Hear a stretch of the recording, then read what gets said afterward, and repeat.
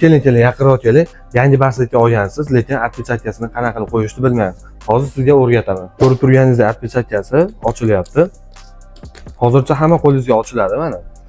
Shuni tiqasiz, parol qo'ymoqchi bo'lsangiz, отпечатkangizni mana ezib turasiz. Hozir bu yerda ko'k chiroq yonadi. Ko'k chiroq yongandan keyin mana 5 marta olib qo'ysangiz bu barslikka mana yonida ko'rib turganingizdek mana qabul qilsa отпечаткani shunaqagina yashil yonadi. Agar qabul qilmasa mana qizil yonadi shunga o'xshab. 5 marta olib qo'ysangiz faqat mashg'ulingiz qo'yiladi. Boshqa отпечатkalarni mana qo'shib ketaverasiz, xuddi shunga o'xshatib. Отпечаткali barslikamiz yana bir xil turi mana. Bu yerda chirog'i yonadi. Bunda boshqa chiroq bo'ladi. Xuddi ashishni takrorlaysiz, faqat 10 marta olib qo'yasiz. Ezib tursiz mana.